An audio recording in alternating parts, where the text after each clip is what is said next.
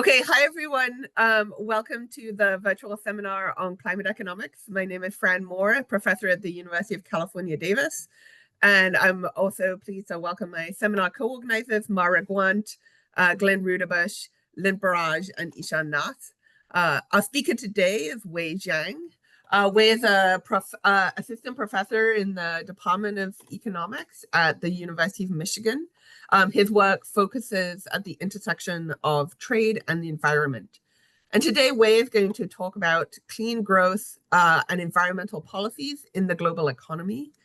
There will be 50 minutes for the presentation, followed by 25 minutes for question and discussion. To ask a question, type it into the Q&A and raise your hand. During the presentation, we will cover clarifying questions only. The bulk of the questions should come after the presentation in the substantial time we have set aside for discussion. We are recording the seminar for posting online, but we will not record the Q&A session. Wei, thanks so much for joining us, and the virtual floor is yours. Hey, thank you, Fran, for your introduction, and thank you, Ishan, for inviting me here. So hi, everyone. Thank you for having me here. My name is Wei. I work on trade and environment. In today's talk, I'm going to talk about my paper on developing a new framework to evaluate environmental policies in the global economy. So the motivation starts as the following. Many governments impose pollution regulations on firms to address environmental and climate issues. Beyond encouraging firms to transition from dirty to clean technologies, a key goal of such regulations is to catalyze innovation in clean technology or eco-friendly technology, thereby reducing global emissions in the long run. While environmental regulations or environmental policies are local, production operates on a global scale. So this mismatch presents a challenge for policymakers because when firms, in response to local environmental regulations, they may relocate their polluting activities to other regions instead of innovating in clean technology. So this potential for relocation dampens firms' innovation incentives in clean technology, thereby undermining the efficacy of environmental policies in the short run. So in this paper, I ask the following questions. I ask, when firms may relocate their dirty production and can innovate in clean technology, how effective are local environmental policies? And what will be the distributional impact of local environmental policies on the global geography of emissions? So I answered these questions empirically, theoretically, and quantitatively. So empirically, I compile a comprehensive firm-level dataset to document new micro-evidence on the interaction between clean innovation and multinational production. And motivated by the micro-evidence, I then developed a general equilibrium model, dynamic general equilibrium model with two key elements: endogenous innovation, especially endogenous innovation in either clean versus dirty technology, and location technical choices of firms. So this model will not only align with micro-evidence, but also generate, hopefully, some interesting macro implications. And then we use this model to simulate and evaluate different environmental policies. This framework should allow us to conduct a wide range of applications. So for today's talk, I'll focus on dirty production regulations and talk about border adjustment. So I view the key contribution of this paper as analytically characterizing equilibrium geography of clean and dirty production and innovations as a function of environmental policies. But before going into the details of this model and paper, I want to highlight the key insight of the paper. So I want to highlight that the short run and the long run impact of environmental policies can work in opposite directions. So what do I mean by that? So let's think about Germany. Take Germany as an illustrative example. It specializes in automobile industry, which is arguably pollution intensive, and it also has a lot of foreign plants. Suppose German government impose a more stringent regulation on dirty production.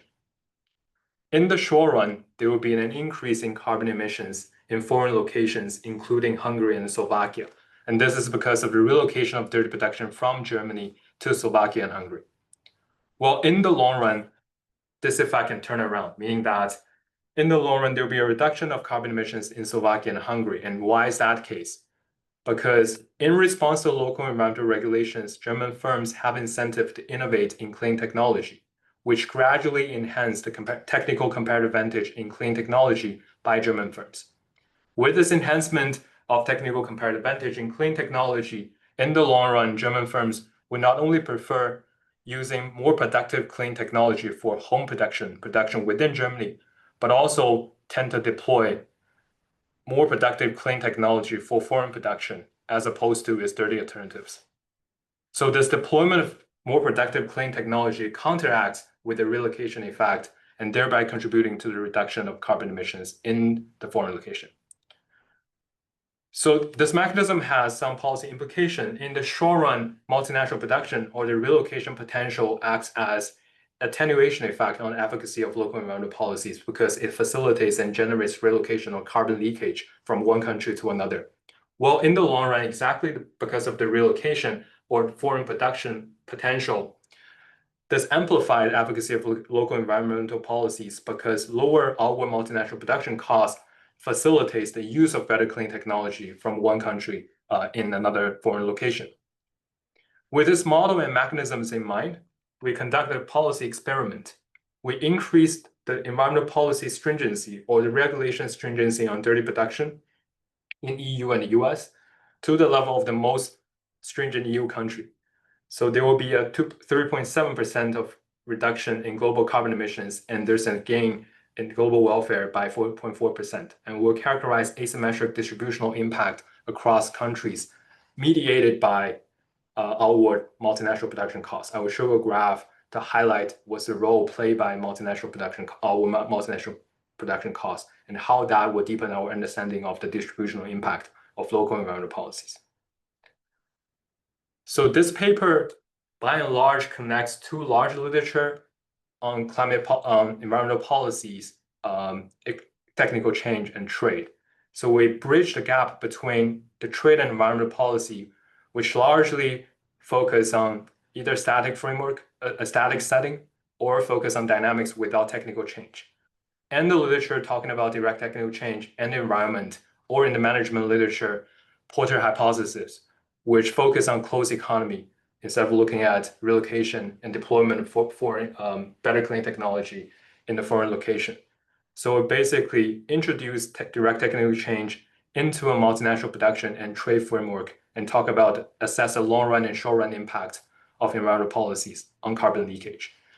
And we'll characterize when it's the case where you see a carbon leakage mitigating by the innovation, when it will be the case that innovation will actually amplify or enhance carbon leakage. And we'll also characterize when will be the case where innovation and multinational production will also actually cause leakage reversal. So this will shed some light on the large empirical literature on pollution haven and pollution halo debate, where people haven't reached a consensus whether multinationals bring more clean technology or dirty technology in the host countries. And this paper lastly joined a growing literature on introducing endogenous growth and innovation into a quantitative trade model. So first, motivating evidence. So I want to present two empirical facts to motivate this machinery where we incorporate multinational production, innovation, and environmental policies. So fact number one, we show that there's a positive correlation between environmental policy stringency and firm-level claim patents. By claim patents, I mean patents devoted by and large to reducing carbon emissions. So the idea is that more policy stringency regulating dirty production, firms have more incentive to innovate in clean technology, thereby avoiding the regulation. What's more important or more interesting is the second fact. We show that this positive correlation between regulation stringency and claim patent number at firm level diminishes in the share of production operating in foreign countries because of the fact that if a firm has more foreign production activities abroad, they have more leeway to relocate their dirty production, thereby less incentive to innovate in clean technology. So to formalize this idea, we run the following regression. On the left-hand side, we have number of claim patents at firm level. So using Orbis IP data, which match firm level information and patent data. On the right-hand side, the key independent variable is a stringency measure at country sector level. It's an intersection between a country level environmental policy stringency index that's comparable across countries and across years. So this is compiled by OECD, which fold different categories of environmental policies, market-based, non-market-based, carbon taxes, using limit of carbon content, etc., and fold that into an index that is comparable across countries and years. Interaction between EPS at country level and emission intensity at sector level. The idea is that if we're two firms from the same country faced with the same environmental regulation index, but if I'm a firm in a more pollution-intensive industry, I get more exposed to regulation stringency, dirty production regulation. So we expect to see that beta 1 to be positive, meaning that number of clean patents positively correlated with the regulation stringency. And we further interact this stringency measure with foreign production share, and we expect to see beta 2 to be negative, meaning that this positive correlation between clean innovation and regulation stringency diminishes in foreign production share. Wait, can I ask a clarifying question? Yeah. So the EPS, so your emissions here, I should understand that as greenhouse gas emissions, but is the environmental policy stringency particularly around climate, or is it kind of a more general, air pollution, water pollution, and things like that? Right, you're absolutely right. So the EPS has some broader categories, market-based, including carbon taxes. Those are targeting greenhouse emissions. And they also have some non-market-based, like the limited using of either carbon content or NO2 and other pollutants or something. So it's everything. So it's more comprehensive than greenhouse gases. Got it. Okay. So this is the main regression table or the empirical results I want to show. So the first column says there's a positive correlation between sector level regulation stringency and firm level clean innovation measured by number of clean patents. What's more fascinating is the second column. So it says, if you switch from a pure domestic firm with zero foreign production share to a pure foreign firm where you operate all your foreign activities in a foreign location, the entire clean innovation incentive will be muted, as indicated by the same magnitudes of these two coefficients. So this says there's indeed an interaction between the relocation potential and clean innovation incentive. And then we'll conduct a bunch of robustness check. Then the question is, should we be pessimistic about this globalization, which will dampen the clean innovation incentive for local firm? So we want to evaluate the constant macro implications of this interaction. So we develop a model. The model has several key elements. The first one is for sure the endogenous innovation, and to be more specific, endogenous innovation between clean versus dirty technology. And also we want to have relocation in the model. So we model technological choice and production location choice by firms. So the model has two building blocks, a static one and a dynamic one. So before jump into the details of the model, let me give you an outline of the idea of this model. So in the static model, each country at each date is endowed with two types of technology. It has stock of knowledge specific to clean versus dirty. The key distinction between clean and dirty technology is that if you use dirty technology for production, you generate emissions or pollutants. And then in the static block, we characterize the choices of production location and technology type. And we will characterize that is the home country's technological stock of knowledge, specific to clean and dirty, plus the environmental policy stringency in the production location that jointly shape the production and technological choice for a firm. What do I mean by that? Suppose I'm a Swiss firm. I have a high knowledge stock in clean technology. When I try to deploy my technology all over the world, I tend to use my clean technology because I have a comparative advantage, and that will give me lower production cost. Suppose I'm a US firm. Arguably speaking, I have a high stock knowledge in both clean technology and dirty technology. When I choose to deploy my technology for production in a foreign location, I look at environmental policy stringency because I can be strategic. If I try to deploy production in a location where the environmental policy stringency is higher, then I opt to use cleaner technology. Suppose I'm in a location where the environmental policy stringency environmental policy is more lenient, so I choose to use dirty technology. So it's a technological comparative advantage plus the environmental policy stringency in the protection location that jointly shape the geography of protection and technological choice. Over time, there's something that is evolving over time, which is the knowledge stock in both clean technology and dirty technology. This is motivated by the surge in clean patterns in China for the past decades. So the technical comparative advantage in clean versus dirty technology evolve over time due to R&D. And this model will model endogenous R&D. So research will be endogenously directed to either clean or dirty technology, depending on the relative return to clean and dirty technology. What do I mean by that? Suppose I'm an innovator in the US. Suppose all the countries in the world impose more stringent environmental regulations. So producing goods using dirty technology becomes more costly in this situation. So return to dirty technology becomes lower. So relative return to clean technology becomes higher. So in this case, I devote more R&D resources to clean technology. A second case.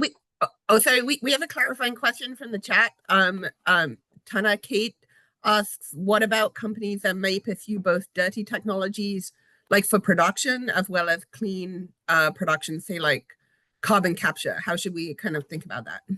So in this model, I view this clean versus dirty technology as a process. For example, an example is to produce steel, you can use blast furnaces, which is a dirtier way of producing steel, or you can use mini mill, which reduce the carbon emission while produce steels drastically.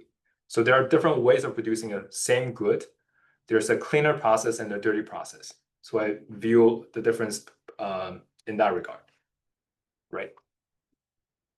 Right. So going back to the dynamics, in the second case, for example, I'm still a US innovator and I decouple with all the developing economies, hypothetically, for example. So arguably speaking, I lose a large set of production locations to deploy my dirty technology. So in that case, the relative cost of producing goods using dirty technology becomes costly because I lose a production base. The relative return to clean technology becomes higher. So in that case, I devote more R&D resources to clean technology. So all the environmental policies, production policies, foreign direct investment policies, or trade policies that affect the relative return to either clean or dirty technology will eventually affect my R&D decisions or R&D allocation towards clean versus dirty technology. So that's the idea. So now let me jump in. Can I ask a clarifying question on that? So the stock of knowledge is in the country. So should I think of this as like there are knowledge spillovers across companies within a country? Great. So when you do innovation, you will enhance knowledge stock in either clean and dirty technology within the headquarters of the firm.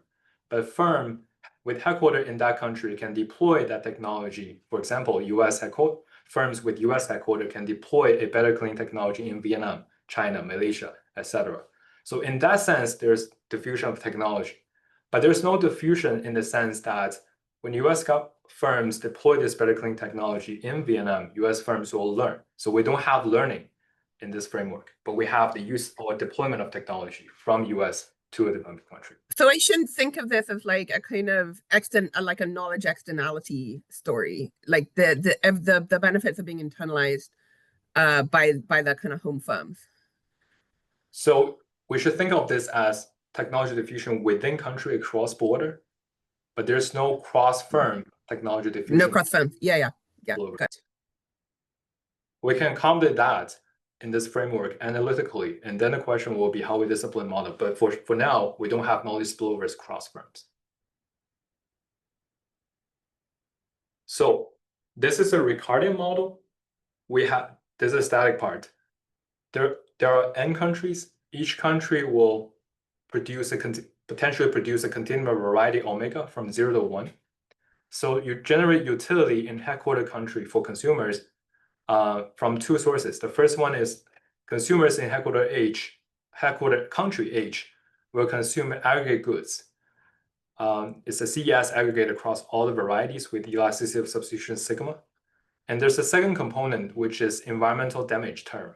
So the environmental damage term is a function of total global emissions specific to each country's context. Some countries will benefit more from the rise of temperature. Some will be harmed by the rise of temperature. So UH, the damage term, is country specific. The key of this static framework is the following.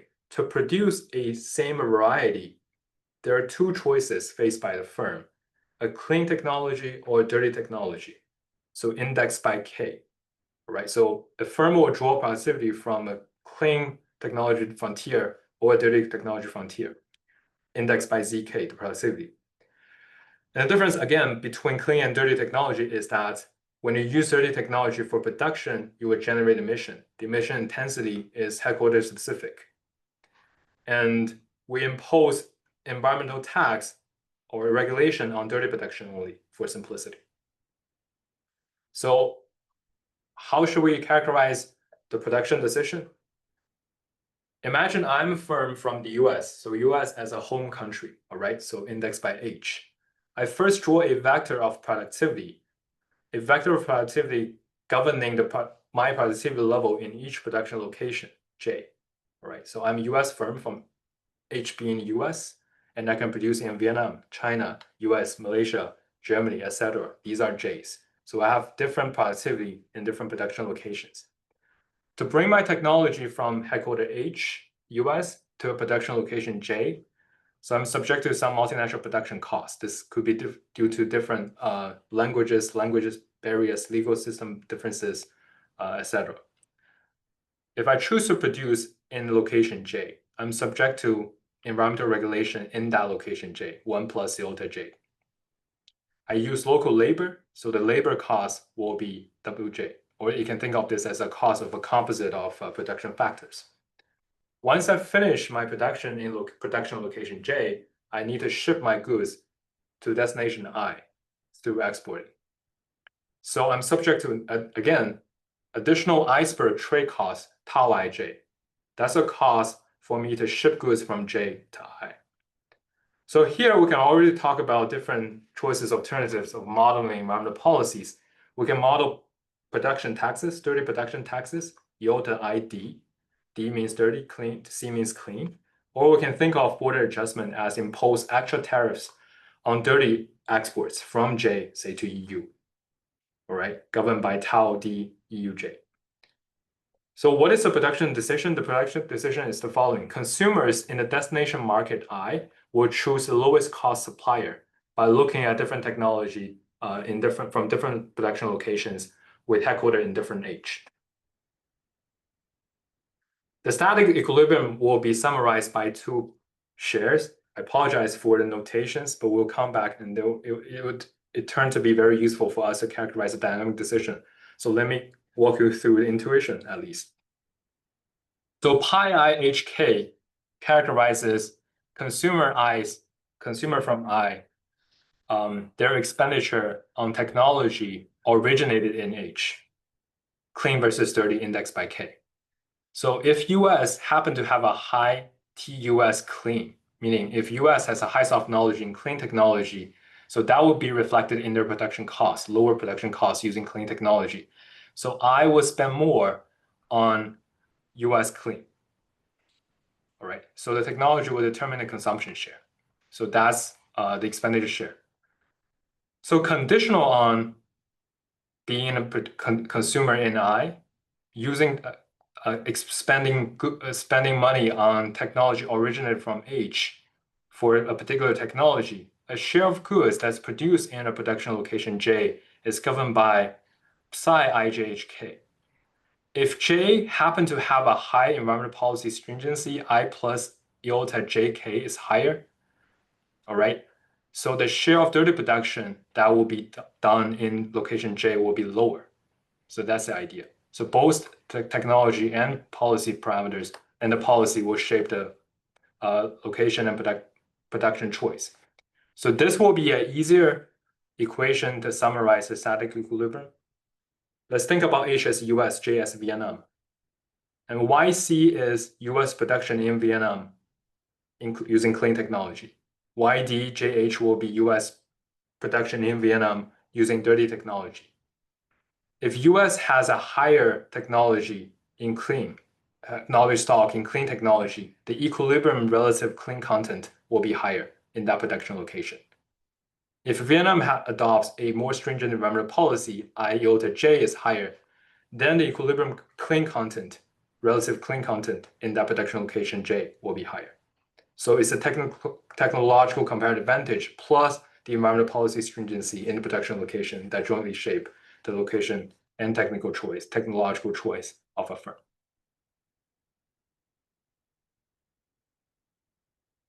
And then we move on to the dynamics.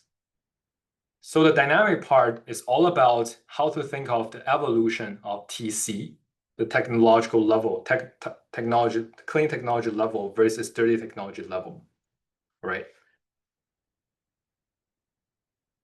So we want a fixed idea first. Let's think about innovators from the US. Let's think about one variety, let's say steel, and think about one technology, clean technology mini mill.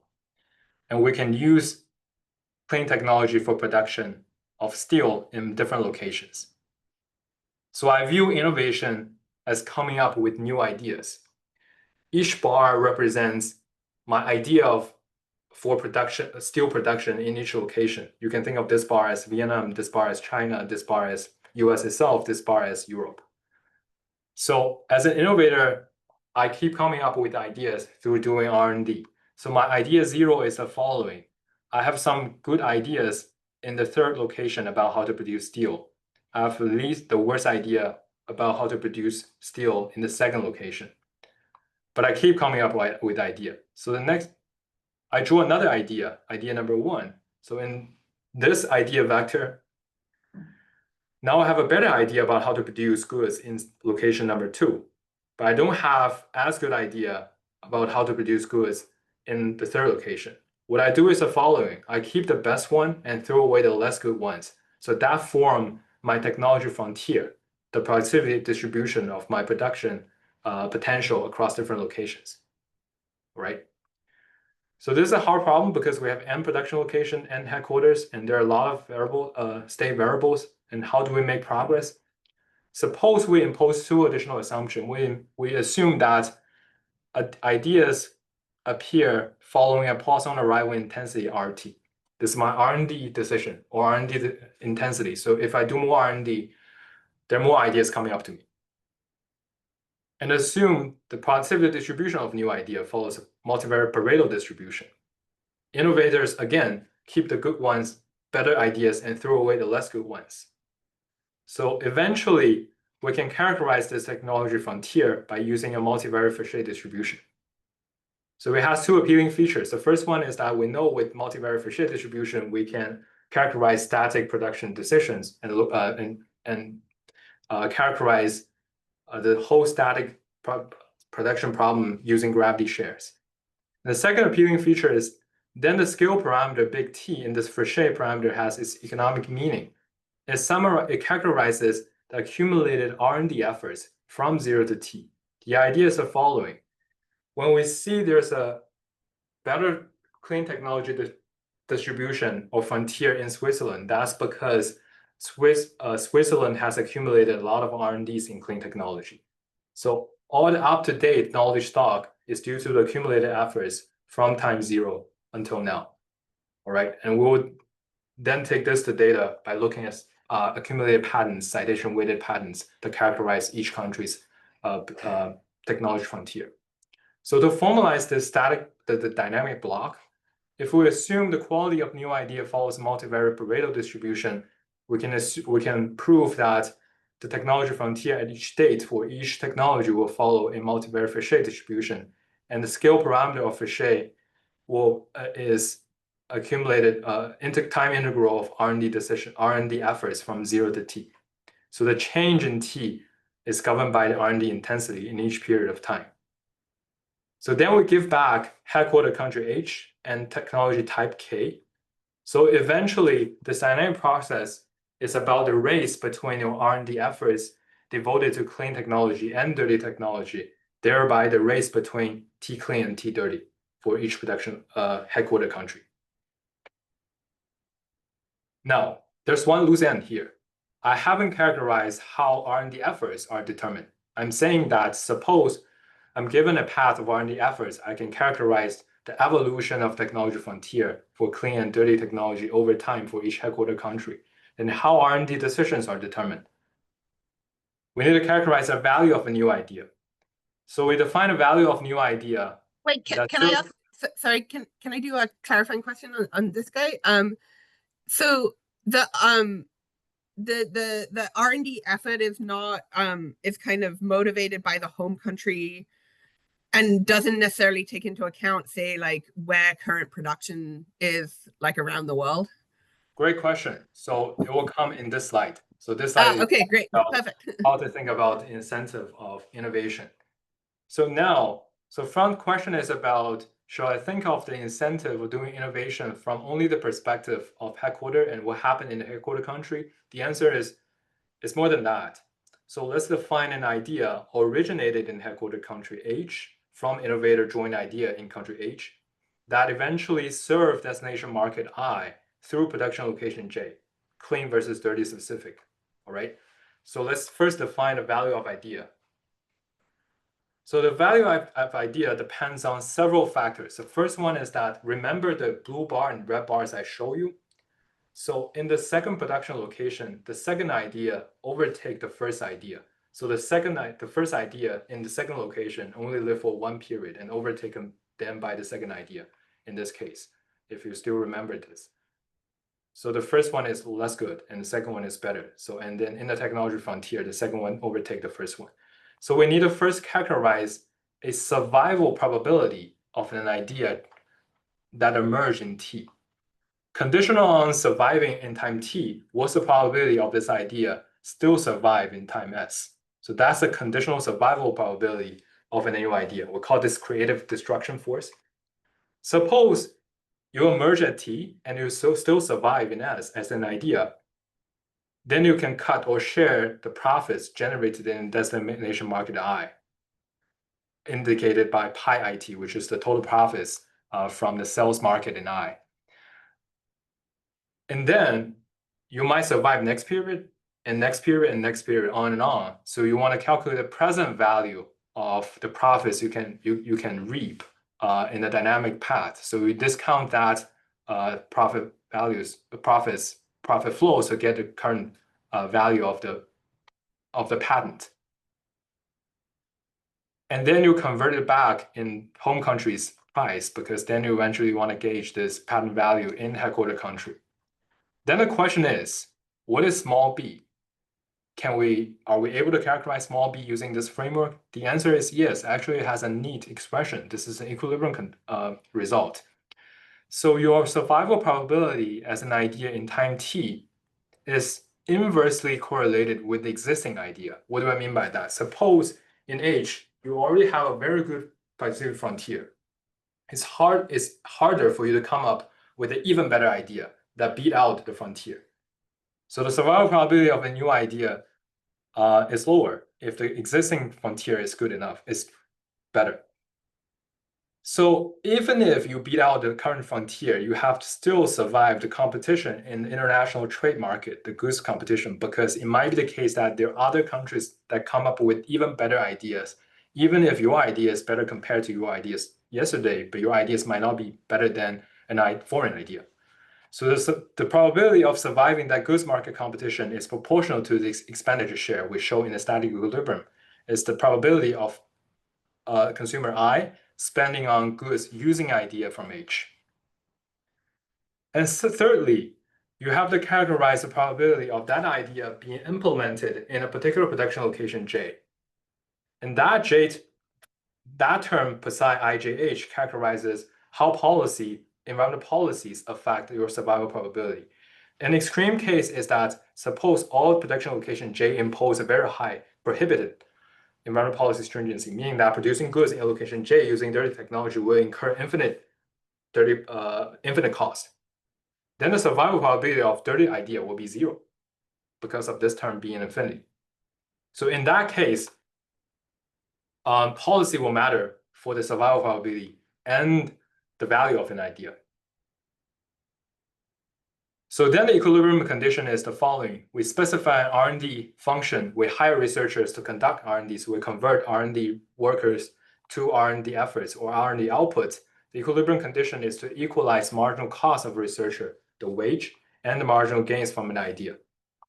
The idea that you can get from this arrival of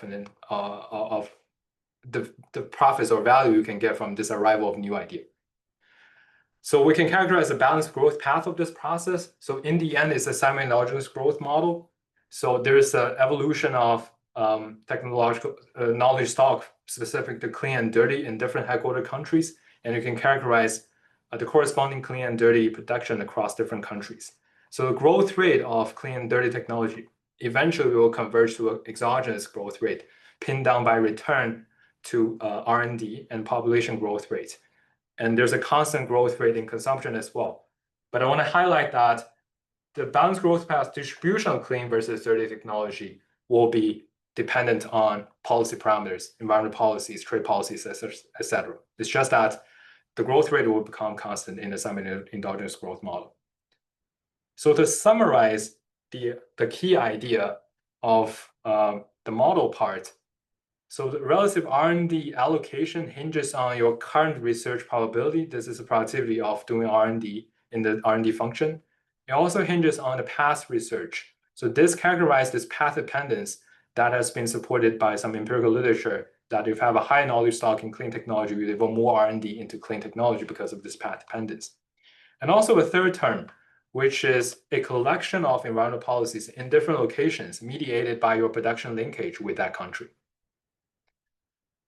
So then how should we think about environmental policies in one country and its impact on the other country?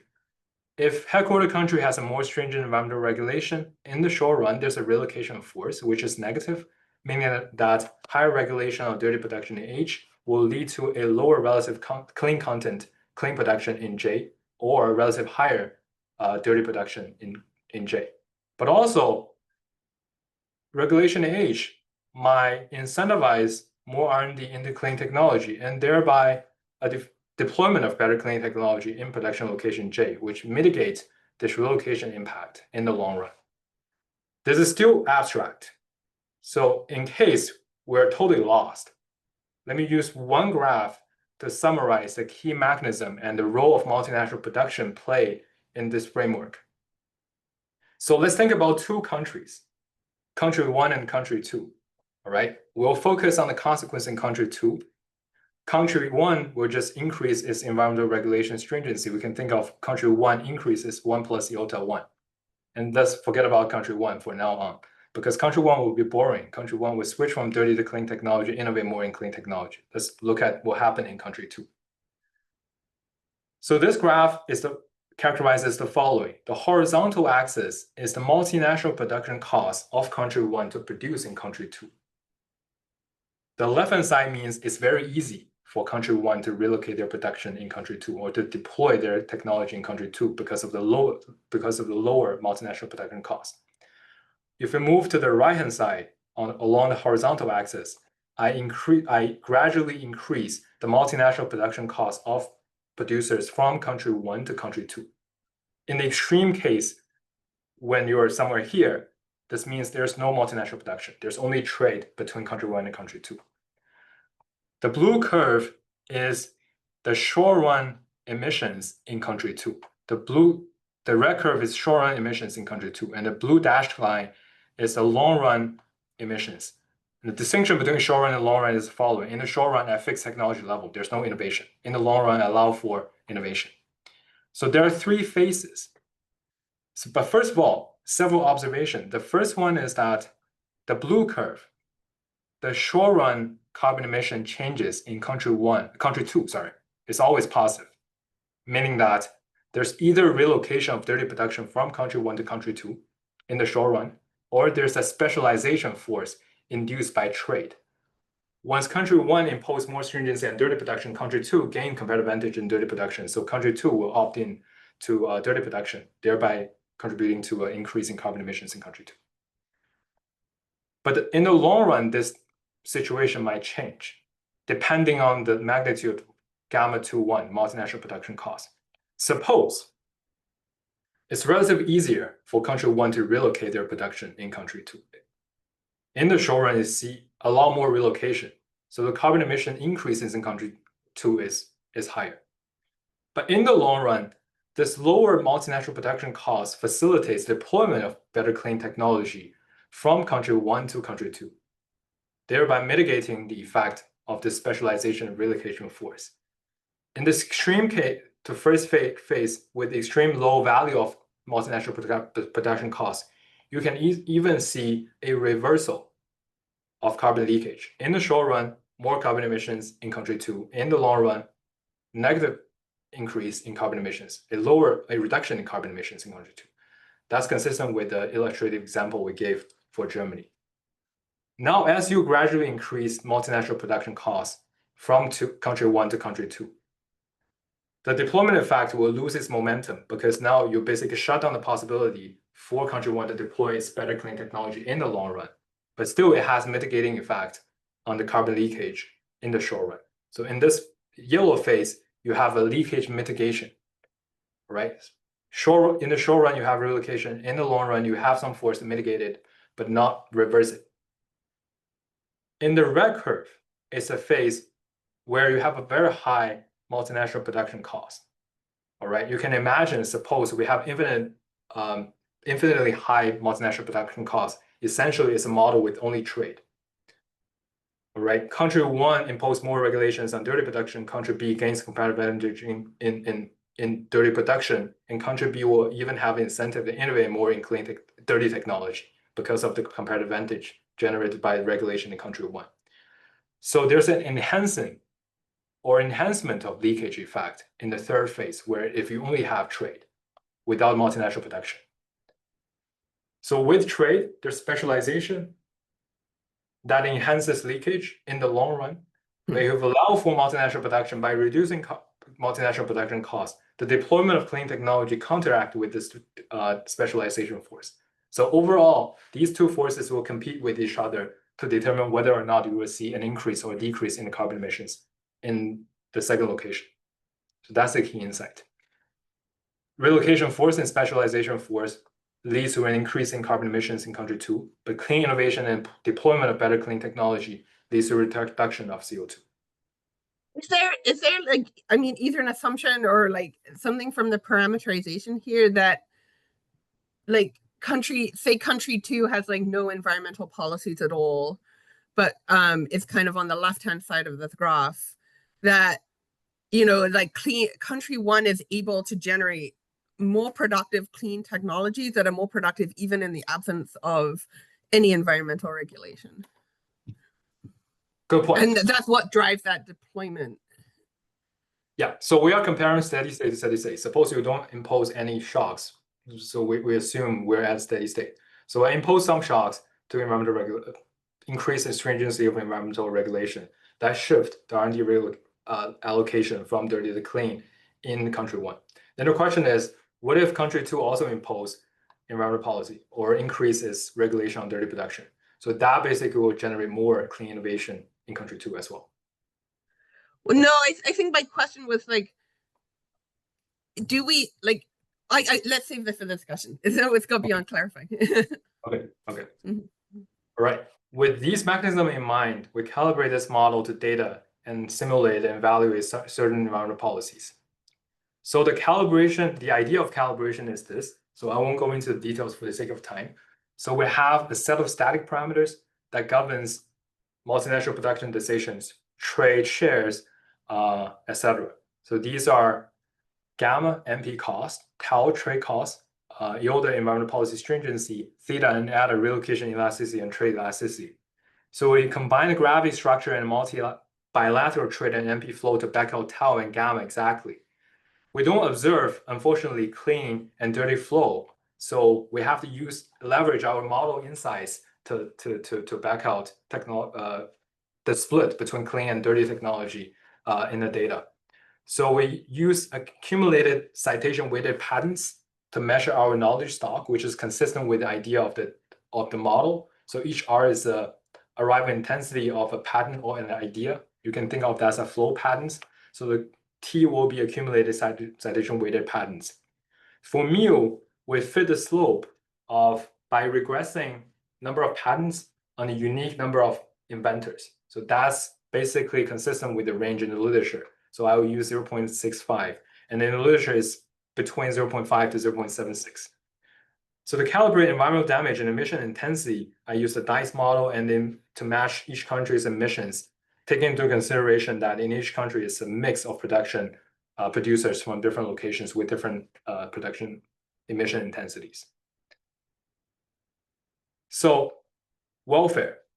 If we increase IOTA, environmental policy stringency, in EU and US to the most stringent EU country by increase in 4% in 1+ IOTA, so we'll reduce the environmental damage by 6.9% in the US, but we'll also decrease real wage or real consumption because we distort the economy by increasing the taxes. The overall welfare for EU is 3.4%. For US, the real wage loss outweighed the gain from the environmental policy, from the mitigation of environmental damage. So there's a negative consumption equivalent welfare in the US. The world's welfare gain will be 4.4%. We can also use this model, this machinery, to simulate a border adjustment policy. So we'll compare border adjustment policy with a policy where EU just increases production regulation stringency to the most stringent EU country. So if we don't consider innovation by purely looking at short run, so the message is that by and large, we underestimate the efficacy of regulation.